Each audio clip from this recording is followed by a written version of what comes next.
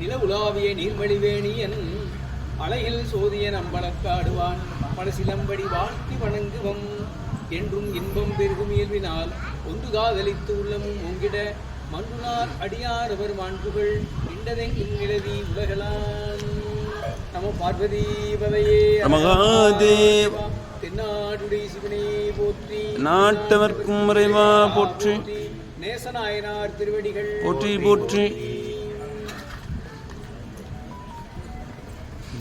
குருவர்களையும் திருவுருளையும் துதித்து வணங்கி அருந்தரும் உயங்கு பொங்கலை வெள்ளியின் தாயார் சமித திருமுருகநாத பெருமானின் மலர்பாதத்தையும் எவையாளும் சண்முகநாத பெருமானின் கமல மலர்பாதத்தில் அடியின் சண்முகந்தும் இங்கே வருகை வந்திருக்கின்ற அத்தனை சிவனை அன்பர்களை வணங்கி மகிழ்ந்தும் இந்த அருமையான பங்குனி மாத ரோகிணி நட்சத்திரத்திலே எல்லா வல்ல சிவபெருமானுடைய திருவடியை சேர்ந்து பேரின்ப பெருவாழ்வை பெற்றவர் நேசநாயனார். நேசநாயனார் தமிழகத்திலே காம்பீடி என்ற ஒரு பழமையான ஒரு நகரம் உண்டு. அந்த நகரத்திலே பெருமான் அவதாரம் செய்தவர். அந்த நகரமானது எப்படி இருக்கின்ற சேக்கிழார் பெருமான் சொல்லும்போது நிறைய உத்தமமான ஒழுக்கச் சீடர்கள் நிறைந்த நகரமாக இருந்தது. அது மட்டுமல்ல, அங்கு உண்மையும் நேர்மையும் வாய்ந்த சான்றோர்கள் நிறைய அங்கு வசித்து வந்தார்கள். நிறைய மாட மாளிகை கூட கோபுரங்கள் என்று சொல்லக்கூடிய செல்வ வளம் பொருந்திய நகரமாக அந்த நகரம் இருந்தது. அந்த நகரத்தில் காம்பீலி என்ற நகரம். அந்த நகரத்திலே அவதாரம் செய்த பெருமான் நேசநாயனார். நேசநாயனார் அன்றைக்கு இருக்க நம்ம நெசவாளர் என்று சொல்லக்கூடிய அந்த சமுதாயத்தில் பிறந்தவர். அந்த நெசவாளர் பிரிவிலே பல பிரிவுகள் உண்டு. இந்த வரலாறுக்கு நம்ம திருப்பூருக்குன்னா ரொம்ப சந்தோஷம். அதே கார்மெண்ட்ஸ் தானே. அதாவது வேஷ்டி அப்படின்னு சொல்கிறோம், வேட்டி அப்படின்னு சொல்கிறோம். வேட்டி அப்படின்னா ஒரு துணியை நெய்து பின்பு அதை வெட்டுவது. துணியை நெய்து வெட்டினால் அதுக்கு பேர் வேட்டி என்று பேர். அதாவது அந்த காலத்தில் அதுக்கு பேர் அறுவை அப்படின்னு சொன்னாங்க, துணி அறுவையர். அதுக்குன்னே தனியாக ஒரு பிரிவு இருந்திருக்கிறாங்க. அந்த தொழில் செய்யுது, துணி நெசவு செஞ்சு அதை அறுத்து கொடுக்குறது. நம்ம இன்னைக்கு துணியில் கட்டிங் மாஸ்டர் சொல்கிறோம்ல, கட் பண்ணி கொடுக்குறோம்ல, அது மாதிரி அந்த பிரிவு அதை சாலியர் என்று சொல்லக்கூடிய சமுதாயம். அவங்க அந்த காலத்திலேருந்து செய்து வந்தாங்க.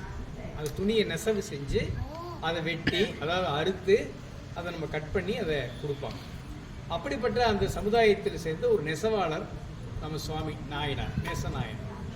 அவர் ஒரு மிகப்பெரிய ஒரு எளிய தவம், அதான் உலகத்திலே மிகப்பெரிய தவம்னு சைவ சித்தாந்தம் நம்ம சைவ சமயம் சொல்லுகின்றது. அது எப்படின்னா, இறைவனுடைய அருளை பெறுவதற்கும் நம்மளுடைய இந்த பிறப்பு இறப்பு என்ற சுழற்சி, நம்ம பிறக்கிறோம் இறக்குறோம், பழையபடி மீண்டும் பிறப்போம், அப்புறம் இறப்போம். பிறந்தா என்ன நடக்குது? இங்கே இன்பமாக இருக்குது. இன்பம் ஒரு 25% சொன்னால் துன்பம் 75% வாழ்க்கை தான் நமக்கு இருக்குது.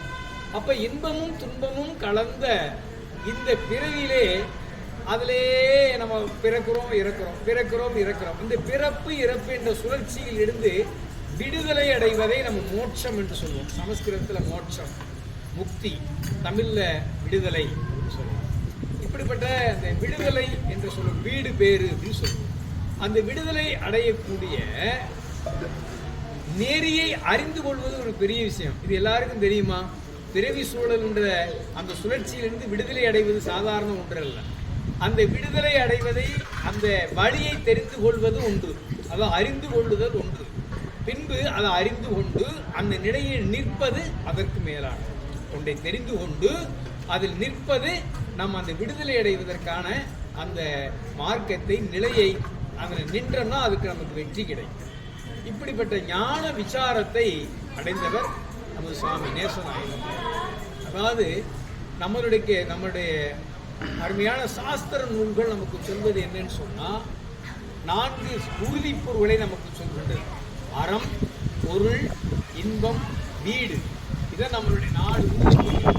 இது எல்லா உயிருக்கும் பொருந்துங்க. சாதாரண எறும்புலேருந்து, எறும்புலேருந்து யானை முதல் கொண்டு மனிதன் முதல் கொண்டு உள்ள அந்த அத்தனை பிறவிகளுக்கு எடுத்த ஜென்மாக்களுக்கு, அந்த உயிர்களுக்கெல்லாம் உறுதிப்பொருள்கள் 4: அறம், பொருள், இன்பம், வீடு.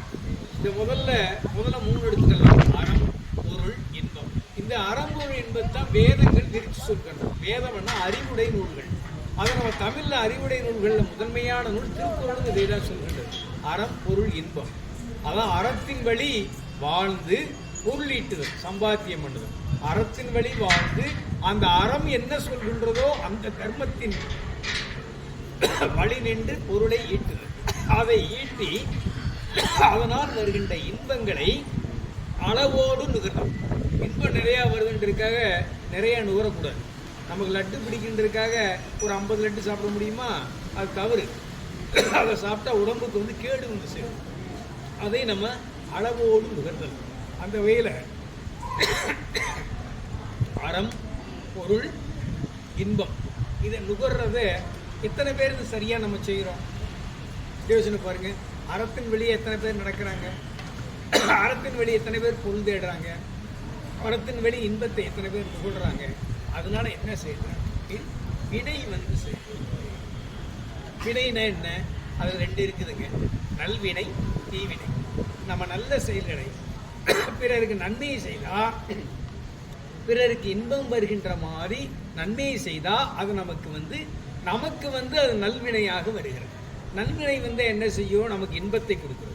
பிறருக்கு தீங்கு செய்தா தீவினையாக வருகிறது. அந்த தீவினை நமக்கு என்ன? ஒரு துன்பத்தை கொடுக்கிறது. அப்ப நம்ம உலக வாழ்க்கையில தீவினையும் செய்கிறோம், நல்வினையும் செய்கிறோம். அப்ப நமக்கு என்ன வரும்? 2ம் தான் வரும். இன்பமும் வரும், துன்பமும் வரும்.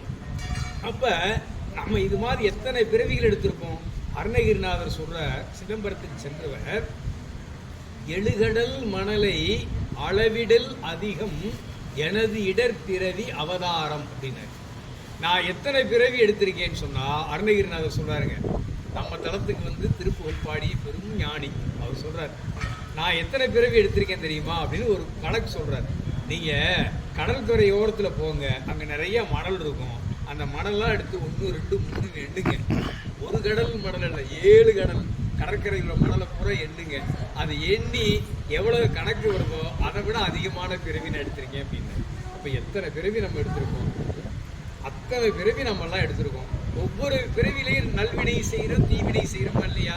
இந்த வினைகள் எல்லாம் மொத்தமா ஒரு இடத்துல இருக்கும் இல்லையா? அதுக்கு பேர் சஞ்சீதம்னு பேர். மொத்தமா ஒரு இடத்துல சாமி வச்சிருப்பார். நாம செய்த வினைகள்லாம் பல பிறவிகள் செய்த மொத்த ஸ்டாக் அப்படின்னு சொல்ற வினைகள் எல்லாம் சஞ்சீதம்ன்ற பேர்ல அப்படியே இருக்கும். இங்கிலீஷ்ல நீங்க ஸ்டாக் எடுத்துக்கலாம், சமஸ்கிருதத்துல சஞ்சீதம் எடுத்துக்கலாம். அது நம்ம தமிழ்ல சொன்னா மொத்த இருப்பு கணக்கு. அது ஒரு இடத்துல இருக்கும். அந்த சாமி என்ன பண்ணுவார்னா அதுல இருந்து கொஞ்சம் வினைகளை எடுத்து அந்த வினைகளுக்கு தக்கவாறு நமக்கு உடம்பை படைத்து நம்ம நில உலகத்துக்கு அனுப்புறாரு. இதுதான் இங்க வந்தோடனே என்ன பண்றோம்னா நம்ம அந்த எடுத்து வினைக்கு தக்கவாறு அந்த வினையை மட்டும் கழிச்சிட்டு போயிட்டா பிரச்சனை இல்லை. நாம என்ன பண்ணணுமா, வினைக்கு தக்கவாறு நம்ம வாழ்க்கையை நடத்துக்கிறது இல்லை. நாம என்ன புதுசா ஒரு வினைகளை செய்ய ஆரம்பிக்கிறோம். அப்ப அந்த வினை ஏறிக்கிட்டே போகும் இல்லையா? அப்ப சஞ்சிதமானது கூடிக்கிட்டே போகும் இல்லைங்களா? அந்த புதுசா சேர்க்கிற வினைக்கு பேர் வந்து ஆகாமியம்னு பேர்.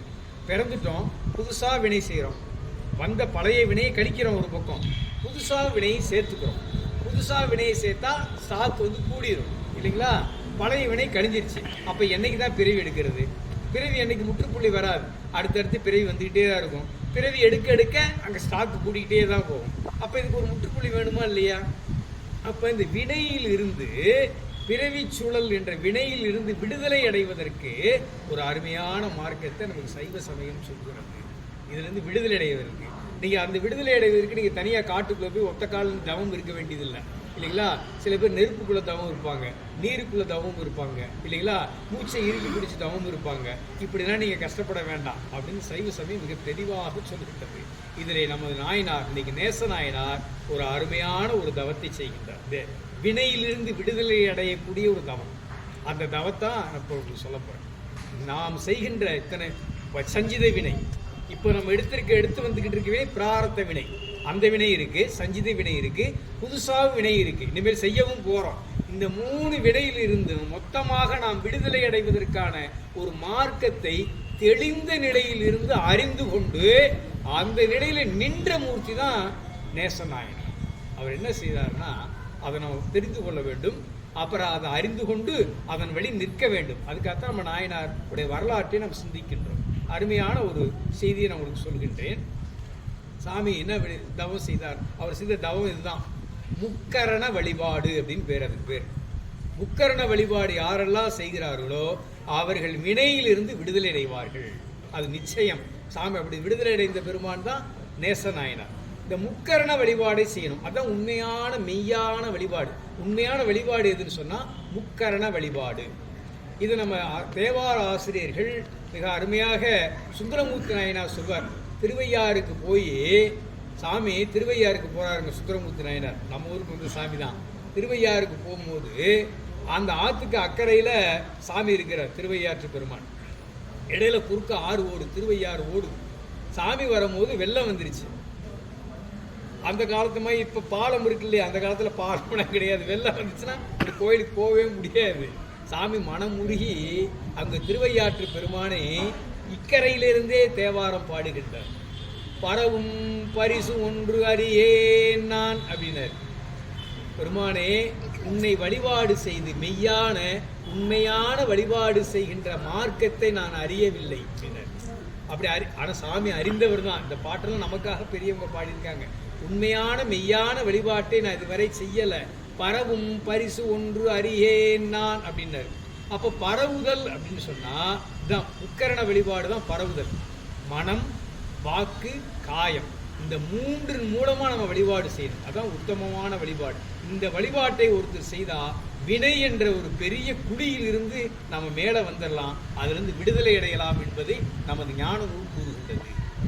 அதே மாதிரி அருணகிரிநாத பெருமாள் சிதம்பரத்துக்கு போனார். அங்கே சொல்றார், நடராஜ பெருமான்கிட்ட பாண்டி சாமி வேண்டுகின்றார். இருவினையின் மதிமயங்கி தெரியாதே, எழுநரகிடும் நெஞ்சுற்றலையாதே, பரவும் பரிசுதனை என்றற்கு அருள்வாயே. நடராஜ பெருமான்கிட்ட வேண்டார், பெருமானே உன்னை பரவும் பரிசு எனக்கு கொடுன்னார். இந்த பரவுதல் சொல்றதான் முக்கரண வழிபாடு, தான் மெய்யான வழிபாடு. மனம், வாக்கு, காயம், இந்த மூன்றாலை வழிபாடு செய்து உன்னை தரிசிக்கின்ற வரத்தை எனக்கு கொடு என்று அருணகிரிநாதரும் வேண்டுகின்றார். அந்த பரவும் பரிசு என்று சொன்னால் மனம், வாக்கு, காயத்தால் இறைவனை வழிபாடு செய்கின்றது. இங்கே மனம், வாக்கு, காயத்தால் எப்படி வழிபாடு செய்கின்றார்கள் நம்ம சாமி நாயனார்? அதாவது அவருடைய மனம் என்பது என்ன? அதாவது இந்த சாமி இந்த மூன்று கருவி நம்ம கொடுத்துருக்காரு. மனம் என்ற ஒரு கருவி இருக்கு, வாக்கு என்ற ஒரு கருவி இருக்கு, இந்த உடல் என்ற கருவி இருக்கு. காயம்னா இந்த உடல்ங்க. இந்த மூணையும் கொண்டு நீ வழிபாடு செய்யணும் எப்படின்னா சாமி வழிபாடு செய்கின்றார். மனதை எப்போதுமே இறைவனுடைய திருவடியே நினைத்து கொண்டிருக்க செய்தார். மனத்துக்கு ஒரு வேலை கொடுத்தார். இந்த மனம் என்ன தெரியுமா பண்ணுங்க, ஏதாவது ஒன்று நினைச்சுக்கிட்டே இருக்கும். இப்போ மனம் ஒன்றி இருந்தா தான் அப்போ நான் பேசுவதை நீ கேட்க முடியும் இல்லைங்களா? மனம் இங்கே உட்காந்துருப்பீங்க, திடீர்னு மனம் எங்கேயாவது போயிடும். போகுமா இல்லையா? நாளைக்கு என்ன செய்யலாம், நாளை கழிச்சு என்ன பண்ணலாம், அல்லது அடுத்த 5 நிமிஷத்தில் என்ன பண்ணலாம், அல்லது கோயிலேருந்து வெளியே போனால் என்ன பண்ணலான்னு மனம் நினைக்குதா இல்லையா? அப்போ மனம் இங்கே இருக்கா வெளியில் இருக்கா? அதனால அங்கங்கே அலைவாயக்கூடிய மனதை பிடித்து நிறுத்துறதுக்கு அதை மனம் ஒன்றுதல். அதை நம்ம ஆங்கிலத்தில் சமஸ்கிருதத்தில் தியானம் அல்லது ஆங்கிலத்தில் மெடிடேஷன், தமிழில் சொன்னால் ஒருநிலைப்படுத்தல். மனதை நீ ஒருநிலைப்படுத்துறது தான் முக்கியம். அதில் என்ன சாமி எளிய வழி சொல்கிறாங்க, இறைவனுடைய திருவடி நல்லா பாரு, உள்வாங்கிக்கோ, மனசில் அதை நினச்சிட்டே இருப்பீங்க. இறைவனுடைய திருவடியை மனது காக்குகிறார். மனசுக்கு ஒரு வேலையே, என் மனமே நீ இறைவனுடைய திருவடி எப்போதும் நினைத்து கொண்டிரு அப்படின்னு மனத்துக்கு ஆணையிடுது. அப்போ மனமானது இறைவனுடைய திருவடியே தியானித்து கொண்டிருக்கிறது. இது மனம். இப்போ மனம் ஒருநிலைப்படுகின்ற இல்லையா? அடுத்து சொல். மனத்துக்கு அடுத்து சொல்ன்றது வாக்கு. வாக்கு இறைவனுடைய நாமமாகிய ஸ்ரீ பஞ்சாட்சரத்தை, மகாமந்திரத்தை, ஓம் சிவாய நம, ஓம் சிவாய நம, ஓம் சிவாய நீ எப்போதும் சொல்லி கொண்டு அப்படின்னு வாக்குக்கு ஆணையிடுகிறார். அப்போ அவருடைய நான் எப்படி சொன்னோம், ஓம் சிவாய நம, ஓம் சிவாய நம, ஓம் சிவாய சொல்லிக்கிட்டே இருக்கும். மனமானது இறைவனுடைய திருவடி நினைச்சு கொண்டே இருக்கும். ரெண்டாச்சா? மூணு என்னதுன்னா அதான் உடம்பு. காயம் அப்படின்றதுனா உடம்புன்னு அர்த்தம். உடம்பை என்ன செய்யணும்னு சொன்னா இறைவனுடைய திருக்கோயிலுக்கு பணி செய்யவும், இறைவனுடைய அடியார்களுக்கு தொண்டு செய்யவும் இந்த உடம்பை கொடுத்துரு அப்படின்னு. இறைவனுடைய அடியாருக்கு தொண்டு செய், திருக்கோயிலுக்கு உழவார பணி செய், திருக்கோயில் பணி செய் அப்படின்னு சொல்றாரு. சாமி இங்க உடம்பை எதுக்கு திரும்ப கொடுக்குறாருங்க? அதான் வாக்கை ஓம் சிவாய நம சொல்லிக்கொண்டே இருப்பார் பஞ்சாட்சரம். மனதில் எப்போதும் இறைவனுடைய திருவடி நினைந்து கொண்டிருப்பார். உடம்பு அவருக்கு என்ன அவருடைய தொழில் என்ன? நெசவு தொழில். உட்காந்து நெசவு பண்ணுவார். நெசவு பண்ணும் போது ஓம் சிவாய நம அந்த காலத்தில் கைத்தறி நெசவு இப்படி பண்ணுவாங்க பார்த்தீங்களா, ஓம் சிவாய நம, ஓம் சிவாய நம, இப்படியே சொல்லிட்டு இருப்பார் பணி செய். இதை நீங்கள் ஸ்ரீ பஞ்சாட்சரத்தை நீங்கள் பணி செய்யும் போது எப்போவுமே மனசுக்குள்ள நினைச்சு சொல்லலாம், உங்களுக்கு எந்த இடையூறுமே இல்லை. அந்த பணியே நம்ம செம்மையாகவும் செய்ய முடியும், உலகில் பணியை செம்மையாக செய்ய முடியும். இது ஸ்ரீ பஞ்சாட்சரத்தை சொல்லியே நெசவு பண்ணுவார். அடுத்து நெசவு பண்ணி பெரிய பெரிய துணியாக வந்துடுது, வேஷ்டி மாதிரி வருது. அடுத்து அறுப்பார்ல, அறுவை கட்டிங் சொல்கிற மாதிரி அறுக்கிறது. அறுக்கும்போது ஸ்ரீ பஞ்சாட்சரத்தை சொல்லிகிட்டே இருப்பார். அடுத்து அவர் செய்கிறதுனா வேஷ்டி, இது சிவனடியார்களுக்கு உதவும் சொல்லி வேஷ்டி அறுத்து வைப்பார். அடுத்து கீழும் கோவணம், அப்படி கீழ் கோவணம், அந்த காலத்தில் இப்போ அந்த காலத்தில் கோவணம் தான் எல்லாம் கட்டியிருப்பாங்க.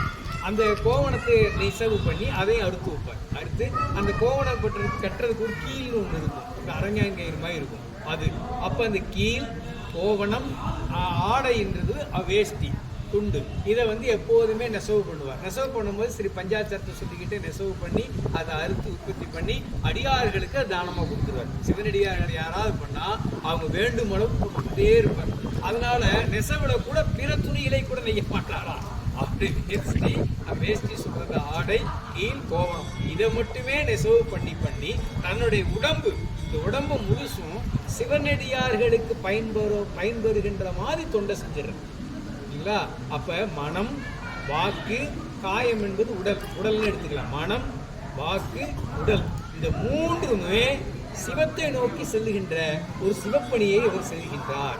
மனம் இறைவனுடைய திருவடியை நினைத்தல், வாக்கானது இறைவனுடைய மகாமந்திரமாய திருவைந்தெழுத்தை ஓதுதல், இந்த உடம்பானது சிவனடியார்களுக்கு தொண்டு செய்தல் என்று மனம், வாக்கு, காயம் இந்த முக்கரண வழிபாட்டை நாள்தோறும் செய்து வந்ததுனால ஒரு பங்குனி மாதம் இதே மாதிரி ரோகிணி நட்சத்திரத்தில் எல்லாவருடைய சிவதரிசனம் கிடைச்சி எல்லாவருடைய சிவபெருமானுடைய திருவடி அடைந்து பேரின்ப விருவாழ்வை பெற்றவர் நேசநாயனார். அவருடைய நாயனாருடைய திருவடியை வணங்கி நாமளும் இந்த உண்மையான மெய்யான வழிபாடு மனம், வாக்கு, காயம் இந்த முக்கரண வழிபாட்டை யாரெல்லாம் இப்ப நம்ம அறிந்து கொண்ட நிலையில் அதை புரிந்து கொண்டு அது முறையாக செய்தால் அது முறையாக செய்வதற்கு நம்முடைய குருமார்களுடைய அருள் வேண்டும். நேசநாயனாருடைய திருவடியை வணங்கி இந்த முக்கரண வழிபாட்டை யாரெல்லாம் செய்கிறார்களோ அவர்களுக்கு சிவபெருமானுடைய அருள் பரிபூர்ணமாக கிடைப்பதோடு இருவரிடம் கிடைத்து இந்த நில உலகத்திலேயும் இன்பமான வாழ்வை வாழ்ந்து அந்த உயிர்வானது இந்த உடலை விட்டு பிரிந்த காலத்திலேயும் சிவலோக பிராப்தம் கிடைத்து அவர்கள் மேலான பதவியும் பெறுவார்கள் என்பதை நமக்கு அருமையான நேசநாயனார் வரலாறு நமக்கு சுட்டி காட்டுகின்றதை சொல்லி அடுத்த குரு பூஜை சித்திரை 1 வருடத்தில் முதல் நாள் தொகையடியார்கள் குரு பூஜை. பொதுவாக தொகையடியார்கள் குரு பூஜை சித்திரை 1ஆம் தேதி மொத்த தொகையடியார்கள் 9 பேர் இருக்கிறாங்க. அதில் முதல்வையானது தில்லைவாழ் அந்தணர்கள்.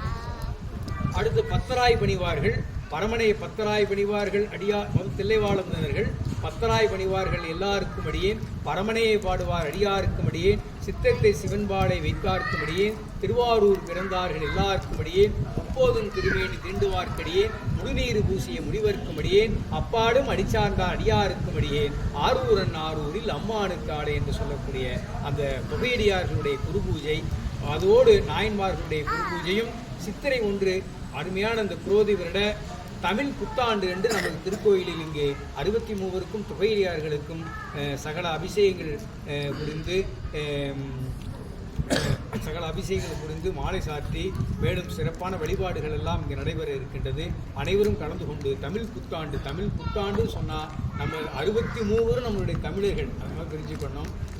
இது மாதிரி ஒரு சிறந்த ஞானிகளையும் அவர் அருளிய நூல்களையும் உலகத்தில் எந்த மொழியிலையும் கிடையாது, வேறு எங்கும் கிடையாது. இப்படிப்பட்ட அறம், பொருள், இன்பம், வீடு, அறம், பொருள், இன்பத்தையும் நமக்கெல்லாம் சொல்லி அதிலிருந்து விடுதலை அடையக்கூடிய ஒரு பெரிய சிறந்த மார்க்கத்தையும் முக்தி மார்க்கத்தையும் ஞான மார்க்கத்தையும் நமக்கெல்லாம் அருளிய அருளாளர்களை நாம் வணங்கக்கூடிய ஒரு மிகப்பெரிய சிறப்பு நமக்கு புத்தாண்டில் கிடைக்க இருக்கிறது என்பதை சொல்லி